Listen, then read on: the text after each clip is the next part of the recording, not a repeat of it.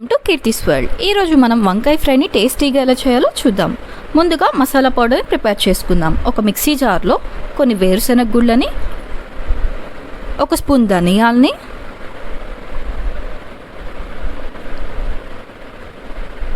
ఒక స్పూన్ జీలకర్రని, అలానే 3 స్పూన్ల కొబ్బరి కారాన్ని వేసుకోవాలి. కొబ్బరి కారం లేకపోతే 4 వెల్లుల్లి రెబ్బలు, కొంచెం ఎండు కొబ్బరిని కూడా వేసుకోవచ్చు. ఇప్పుడు దీన్ని మెత్తగా పౌడర్ చేసేసుకుందాం. పౌడర్ ప్రిపేర్ అయిపోయింది. ఇప్పుడు ఒక ప్యాన్లో ఆయిల్ని వేసుకోవాలి.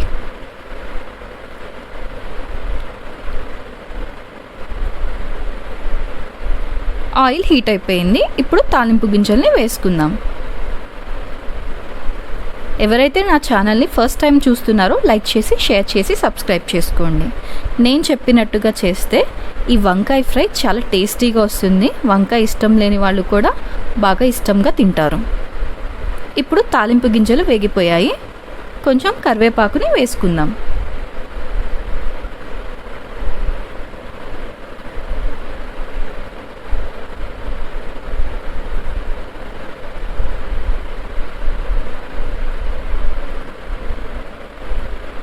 ఇప్పుడు కట్ చేసుకున్న ఆనియన్ ముక్కల్ని వేసుకుని బాగా వేగనివ్వాలి.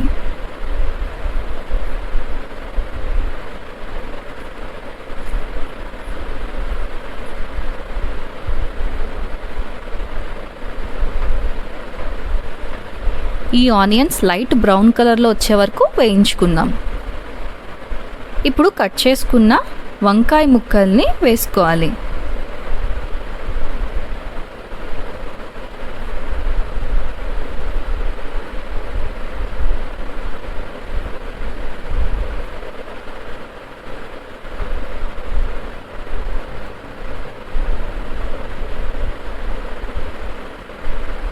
దీనిలోకి కొంచెం పసుపు, మీ రుచికి సరిపడినంతగా ఉప్పుని వేసుకోవాలి.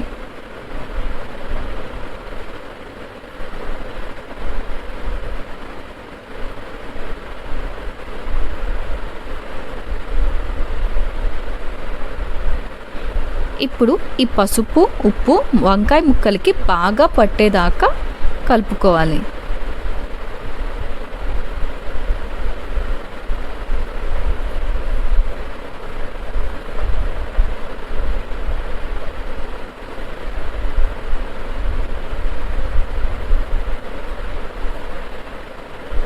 ఒక 10 మినిట్స్ పాటు లో ఫ్లేమ్లో మూత పెట్టి వంకాయని బాగా మగ్గనివ్వాలి.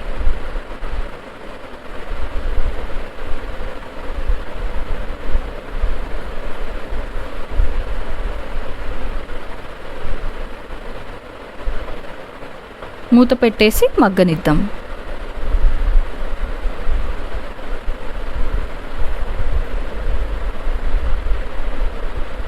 ఇప్పుడు 10 మినిట్స్ అయిపోయింది. చూసారు కదా, వంకాయలు బాగా మగ్గిపోయాయి, మెత్తగా సాఫ్ట్గా అయిపోయాయి వంకాయలు. ఒక 5 మినిట్స్ పాటు వీటిని బాగా ఫ్రై అవనిద్దాం.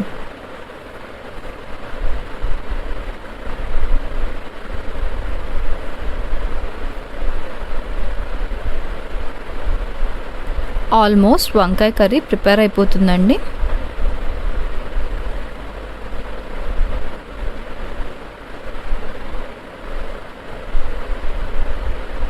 ఒక 5 మినిట్స్ పాటు వేగిపోయాయి.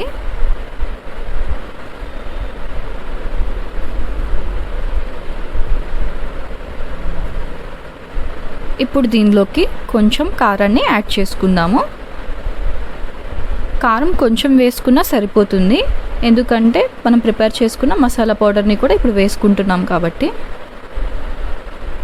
ఇప్పుడు ఈ మసాలా పౌడర్ని, కారాన్ని బాగా కలుపుకుందాం.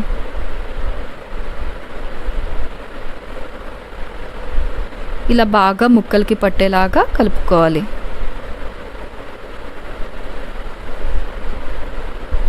ఇంకొక 5 మినిట్స్ పాటు ఈ మసాలా అంతా బాగా వేగాలండి. సో ఒక 5 మినిట్స్ పాటు దీన్ని బాగా వేగనివ్వాలి. చూసారు కదా, వంకాయ ఫ్రై ఎంత సింపుల్గా, చాలా టేస్టీగా ప్రిపేర్ అయిపోయిందో. మీరు కూడా ఇలా చేసుకుని ఎలా ఉందో కామెంట్ చేయండి. Thank you for watching.